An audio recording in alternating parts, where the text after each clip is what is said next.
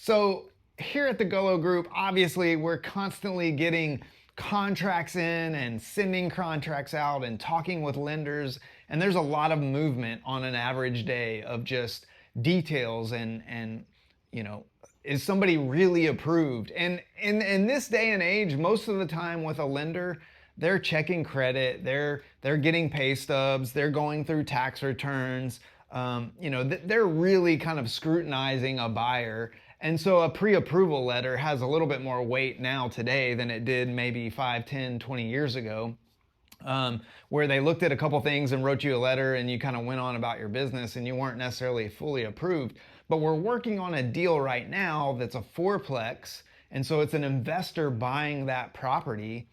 And the people that got approved for a loan are using some of their other rental income as part of their income to be approved for this loan. And so a couple of their assets were hit by Hurricane Beryl, and so they were only rented for like 120 days out of the year. Well, when you really start getting into the nitty-gritty details of a lending approval, they really want your properties rented for the whole year or for 2 whole years, so they can see kind of average income, average rent, that it's being paid on time. They want to see 2 years of your expenses, and so they're kind of looking at each one of those individual assets as income, but also what are the expenses of it? How long was it rented? Is it consistent?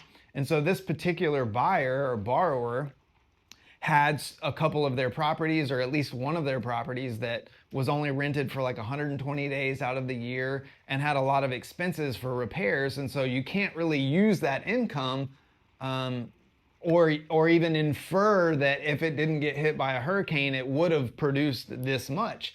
And so that puts them at risk for the loan. Well, they came to us with a pre-approval letter. So their lender should have gone through and kind of scrutinized those details before actually providing them that letter, and they didn't.